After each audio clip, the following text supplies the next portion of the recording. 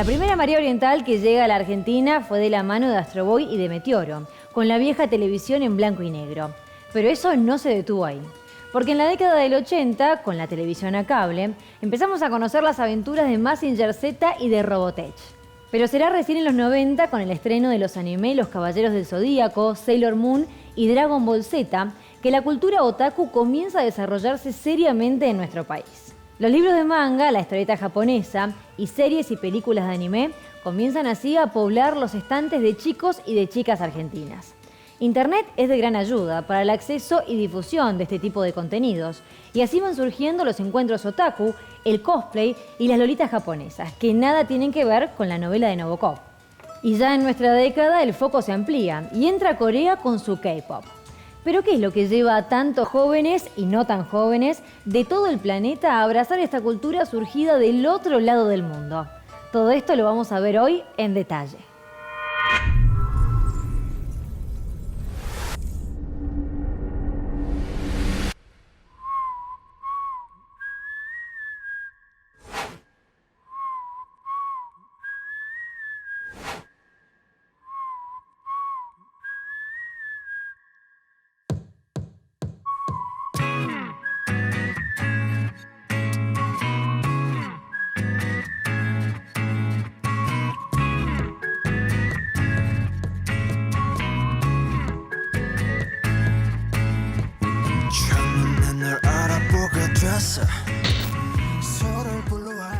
De lo que todo el mundo conoce, de lo que es la cultura pop oriental, de lo que es más famoso en Mendoza, es el tema de la cultura otaku, ¿sí? De todo lo que es el cosplay, anime, manga, todas esas cuestiones que podemos ver.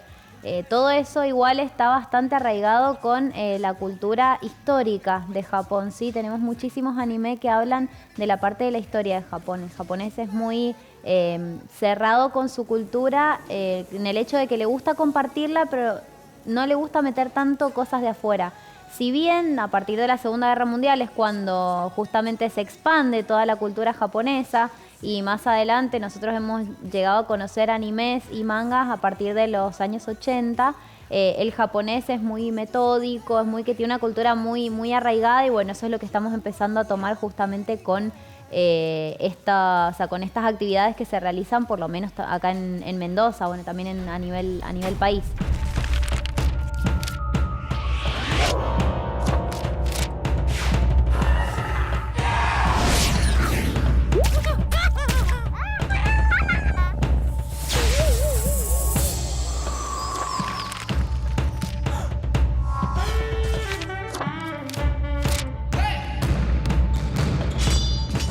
La mayor motivación de los jóvenes, desde mi punto de vista, para formar parte de lo que es esta cultura japonesa, la cultura pop japonesa, es la diversión, es las ganas de divertirse. De hecho, en el mismo Japón, todo lo que es manga y anime, la gente lo usa como un escape a todo lo que tienen que estudiar, a todo lo que tienen que trabajar. Ellos trabajan y estudian muchísimo, son unas personas muy dedicadas a lo que es su carrera.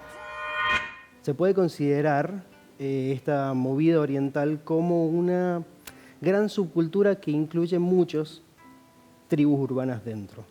No es una única tribu urbana.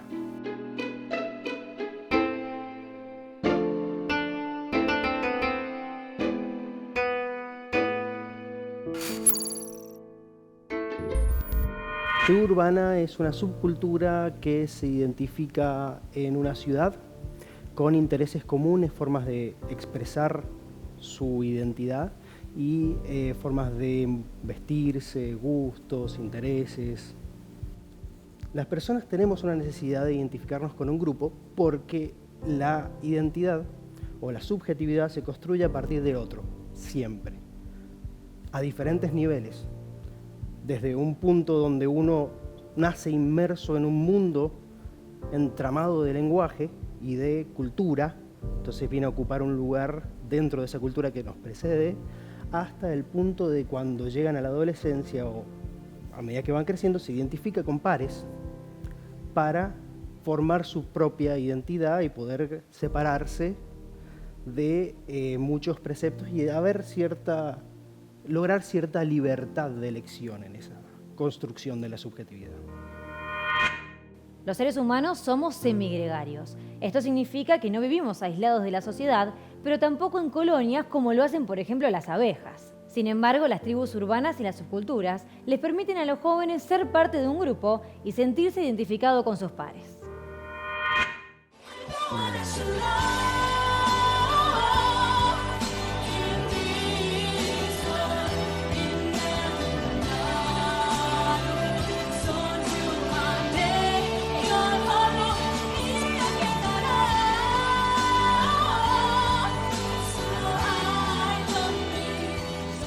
Personalmente el K-pop me dio muchas amistades. Me dio muchas amistades, conocí gente maravillosa, como digo, muy talentosa.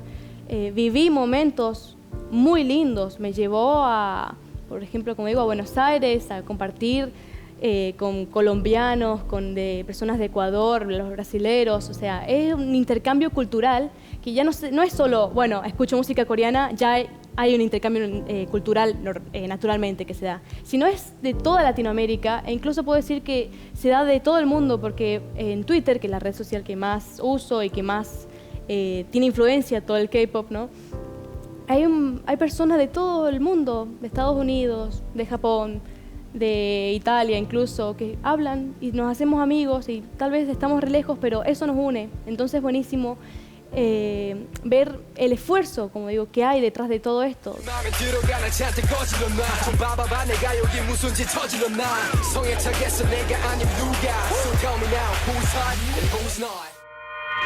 Cada subcultura japonesa y coreana tiene características comunes que son compartidas por cada uno de sus adeptos. En su mayoría jóvenes que desde pequeños consumieron esta marea oriental a través de televisión y de internet. En su mayoría atraídos por la imagen, por la importancia de lo visual en este tipo de contenidos. Hay varios perfiles porque, como dije, hay varias subculturas dentro del mundo del oriental, pero una de las primeras o las más grandes es la llamada de los otakus, que es de la que se derivan luego los cosplayers. Estos otakus vienen de una palabra japonesa que significaba geek o fenómeno o friki, que es la persona retraída que se dedicaba no al éxito profesional, al formar una familia o al éxito social, sino a sus aficiones personales que tenían que ver con los dibujitos animados o anime, lectura de cómics, que en japonés es manga, coleccionismo, videojuegos. Por el lado de los japoneses vienen los otakus, los mangakas y los cosplayers derivados de eso, que viene primero con un gran rasgo de timidez, de aislamiento social, de fanatismo y coleccionismo por algunos elementos particulares. Y por otro lado están estos niños mediáticos que buscan ser influencers a través de ser cosplayer o hablar sobre anime, hablar sobre manga o hablar sobre las series coreanas, o los que van a recitales de K-pop, que son como el que va a recital de Britney Spears en los 90.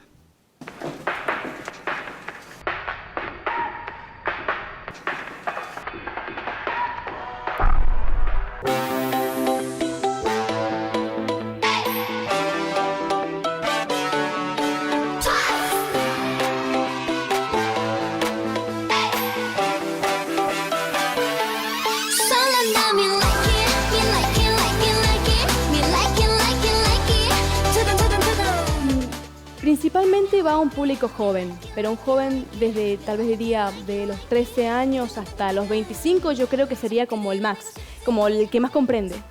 Pero obviamente que hay personas de todas las edades que escuchan, desde niños hasta mujeres, no sé, de 50 años. Así que abarca para todos, solo con que te guste ya.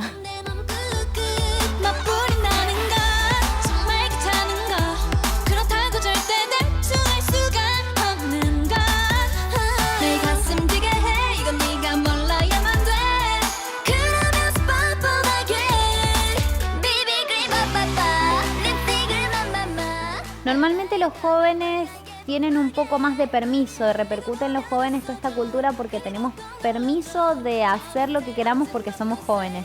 Hay una tendencia en que mientras más edad tiene uno, o sea, una tendencia cultural, que mientras más edad tiene uno, más como adulto se tiene que comportar. Si bien yo tengo 28 años, yo empecé con esto del cosplay cuando tenía 24, ya era bastante grande.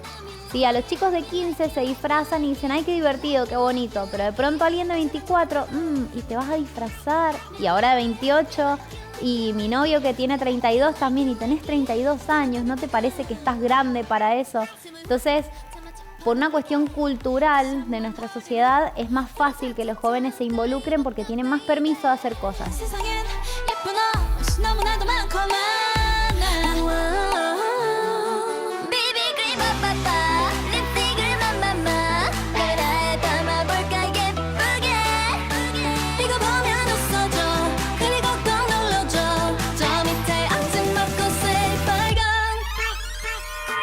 Vamos a retomar uno de los términos que ya mencionamos, la perfección.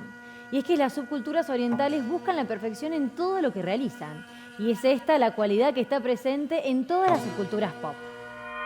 Es buenísimo poder mostrar este estilo que es tan llamativo, tan lindo, tan alegre, que llena mucho de motivación. Eso es lo que yo creo que más define, es la motivación, las ganas de hacer las cosas no solo bien, sino buscar la perfección. Eso es lo que tienen muchos los coreanos, es buscar la perfección, no quedarse con lo que es poco, con lo mediocre, con conformarse. Eso creo que es lo que más caracteriza lo que es el K-pop. La cultura oriental siempre tuvo un nivel de exigencia al sujeto terrible, donde el nivel de obsesión y perfeccionismo tiene que ser el ideal o ser descartado. Esto mismo generó el mismo movimiento otaku. Desde el principio de la cultura japonesa y oriental viene por ese lado, hasta el punto de que se conocen los samuráis que podían, como opción ante la admisión del fracaso, estaba el seppuku o el suicidio ritual. Es decir, el perfeccionismo es una característica de todas estas culturas. Hoy en día también se ve en los K-pop, en las academias de K-pop, que los niños son entrenados desde chiquititos, muy chiquititos, para llegar a ser adolescentes o adultos exitosos como profesionales de la música y el canto, y el baile, la música y el baile. El término japonés otaku fue inspirado en la cultura anime. Tuvo un gran impacto a nivel internacional, sobre todo en la década del 80. Y actualmente la cultura occidental lo ha tomado y traducido en cada uno de sus países. ¿Cuáles son las principales características de esta subcultura? ¿Y cómo se autodefinen los otakus? Desde mi punto de vista, a mí no me molesta que me definan como otaku porque básicamente es la persona que le gusta el manga y el anime y el cosplay, bueno, todas esas cuestiones. Pero si, por ejemplo, uno lo ve desde el punto de vista en Japón, decir que una persona es otaku es como una mala palabra porque lo asocian con una persona inadaptada social, pervertida, tiene una muy mala connotación. Y yo creo que algo de eso se ha trasladado acá, porque bueno, ahora que a uno le digan otaku, es como, no, yo no soy otaku, que en mi caso no me molesta para nada. Pero un otaku, para mí, es la persona que es fanático del manga y del anime. Bueno, sí, una característica muy particular del otaku es que siempre lleva pines en la mochila.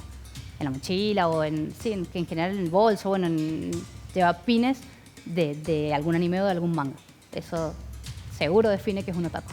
El hecho de tener en el dormitorio de uno pósters de los mangas o del anime que nos gusta, gallapones, que vendrían siendo los muñecos, las figuras de relacionadas a algún manga o anime, muchas figuras y muchos pósters, seguro un otaku lo tiene en su habitación. La importancia del anime y el manga en mi vida es parte de lo que soy porque lo traigo desde muy chiquitita y aún hoy lo sigo consumiendo. Tengo muchísimas colecciones de manga, muchísimos gallapones, los cuales amo y no sé, me hacen feliz.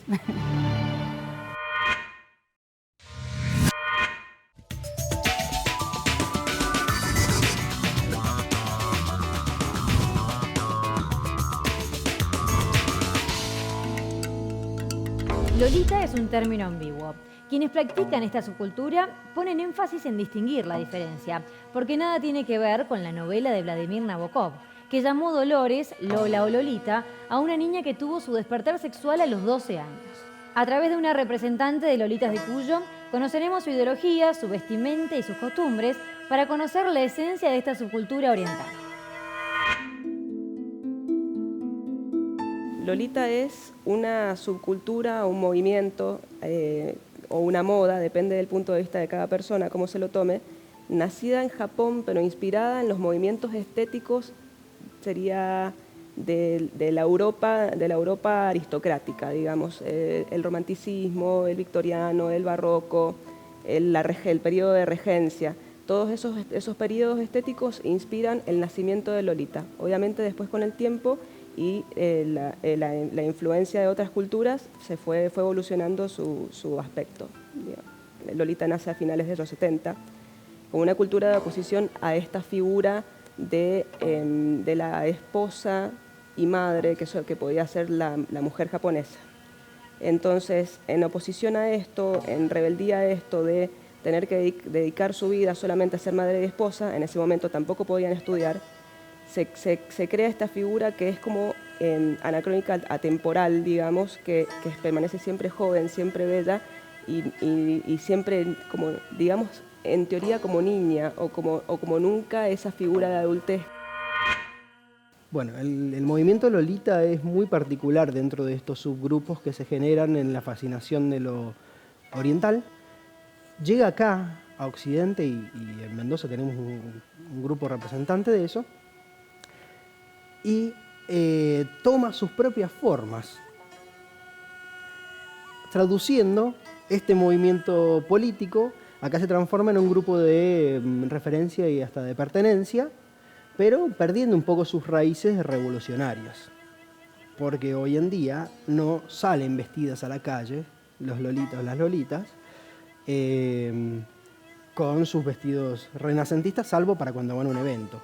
Entonces en eso tiene un parentesco con el cosplay, pero no es cosplay, porque es un estilo de vida que trae como una tradición, una cuestión subversiva. Este gusto, hay por otro lado este gusto por esto que es poco convencional, que es esta ropa que no está hecha para mostrar el cuerpo, para,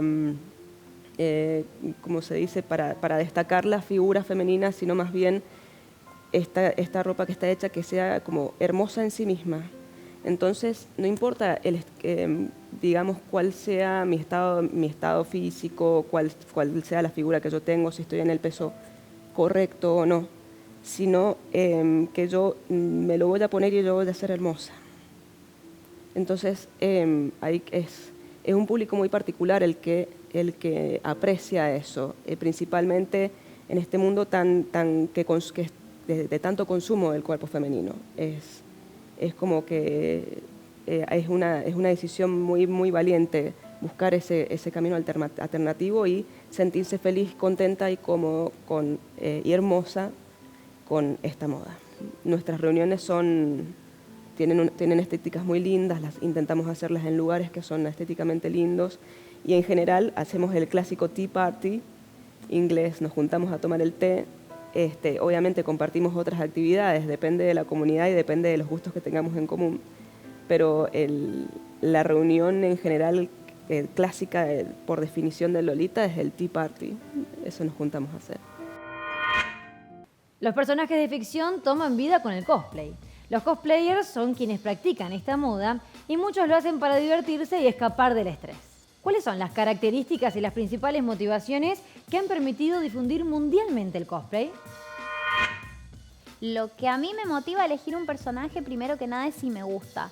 Tanto su aspecto físico, la estética de su vestimenta, como también la personalidad. Hay muchos personajes que los he hecho por simple personalidad. Ni siquiera me gusta tanto la vestimenta, pero me encanta su personalidad, me identifico mucho y por eso he decidido hacerlo. Y también me ha pasado lo contrario. De hecho, he hecho un cosplay de Evelynn del League of Legends, que me gustó mucho la estética del personaje y investigué un poco también sobre su carácter, sobre su personalidad, su modo de ser. que en sí no soy tanto como ella, pero me gustó mucho la idea de representarla, de hacer algo justamente distinto a lo que es mi propia personalidad. En cuanto al tema de los trajes, es bastante complicado. Tenemos que sacar moldes dependiendo de si es tela, si es armadura. Usamos goma eva de la gruesa, nosotros le llamamos foami. Usamos diferentes materiales, telgopor, cartón, las personas que tienen un poco menos de ingresos, y ahora con el tema del dólar también, que han aumentado tanto todos los productos, siempre nos vamos a lo más económico. Pero sí, hay que hacer muchos moldes, sacar muchas muestras de nuestro cuerpo. Yo, por ejemplo, he aprendido a coser, he aprendido a hacer moldes, he aprendido a coser, he aprendido a manejar lo que es la goma eva, diferentes herramientas. Yo antes no sabía. Me considero muy buena pintando, me encanta pintar.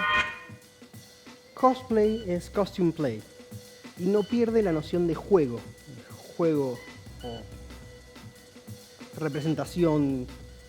Entonces, en eso sí, se visten como el personaje y hacen una interpretación, una representación del personaje, pero no dejan de ser ellos. Solo durante la representación juegan a eso. Entonces tiene la noción infantil del juego, que a través de eso pueden hacer cosas que no se permitirían cuando son ellos.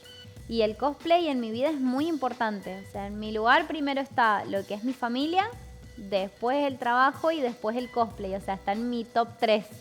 El cosplay lo uso como un hobby, sí, lo uso para distraerme. Siempre la comunicación, que es mi trabajo, va a ser lo más importante.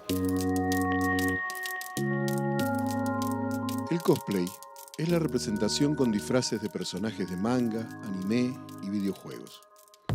Ha pasado de ser una pequeña subcultura japonesa a un fenómeno mundial. Desde hace 30 años, es para algunos una actividad al borde de una obsesión, una forma de experimentar con nuevas identidades. Vestirse como un personaje ficcional permite un recargue emocional, afirma el experto Inui Tatsumi, y parece que muchos lo viven así. Uno de los atractivos del cosplay es su dimensión social. Ese aspecto colaborativo ha creado una relación de reciprocidad en donde los cosplayers toman fotos o registran videos entre ellos. Además, para aquellos que tienen dificultades en la comunicación con otras personas, el cosplay les ofrece una chance de sentirse más confiados en su interacción social, al tomar el rol de alguien que no son ellos mismos. Esta práctica no reconoce barreras sociales ni de edad. De hecho, en Japón, está aumentando el número de personas que hacen cosplay con sus hijos y asisten en familia a fiestas y eventos como el Cosplay Fest en Tokio. En ese ámbito, a partir de 2016, se agregó una novedad: la presencia de políticos practicando cosplay. Alcaldes de diversas ciudades encarnan sus personajes favoritos sin escatimar réplicas de animales o las espadas al uso para interactuar con otros fanáticos. Un caso muy particular es el de Yukiro Koike, la primera mujer gobernadora de Tokio, quien apareció ante miles de fans representando una versión mayor de Princess Sapphire, personaje del manga y anime clásicos Princess Knight.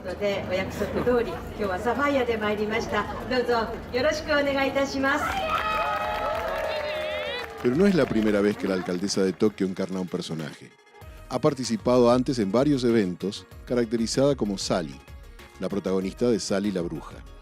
Cuando luego de la apertura se le preguntó sobre el disfraz, ella dijo: "Hago cosplay porque quiero disfrutar de esta popular subcultura con la gente de Tokio y otros fans del anime en el mundo, y compartir la diversión que esto implica". A nivel internacional, las comunidades orientales organizan encuentros en donde cada tribu urbana es protagonista. Así como en Buenos Aires existe el Comic Con, a donde participan cientos de fanáticos del cómic, del anime, del cosplay y del K-pop. En Mendoza tenemos, por ejemplo, el Mendotaku. Ramiro San Honorio es uno de los organizadores del Comic Con y él analiza en detalle el impacto de cada una de estas subculturas.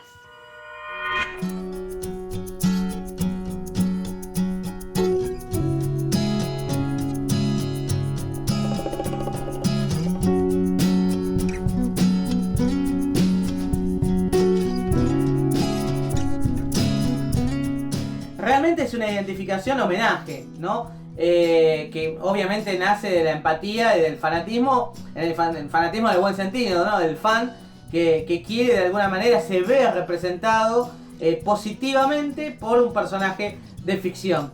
Y realmente es un movimiento de los más importantes en pleno auge, en pleno crecimiento, y obviamente en cualquier evento que haya cultura pop o que esté referido tanto al cine, a las series y sobre todo al cómic y al anime, van a tener muchísimas representaciones y van a poder ver que es un movimiento que cada vez crece más y que tiene más adeptos de todas las edades y de todos los estratos sociales, que eso es lo más importante, porque cuando uno hace cosplay directamente se transforma en el personaje que uno está homenajeando.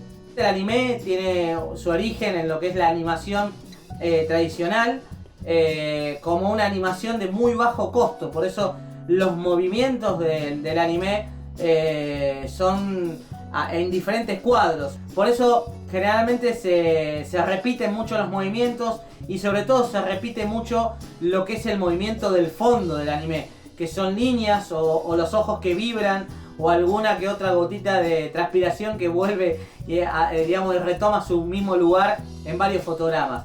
Es decir que es una disciplina de dibujo que realmente nace después de la posguerra con muy bajo costo y que realmente es parte de la cultura japonesa y parte de relatos y leyendas, mitos dentro de lo que es la mitología general de Japón, pero sobre todo también tiene relatos sociales.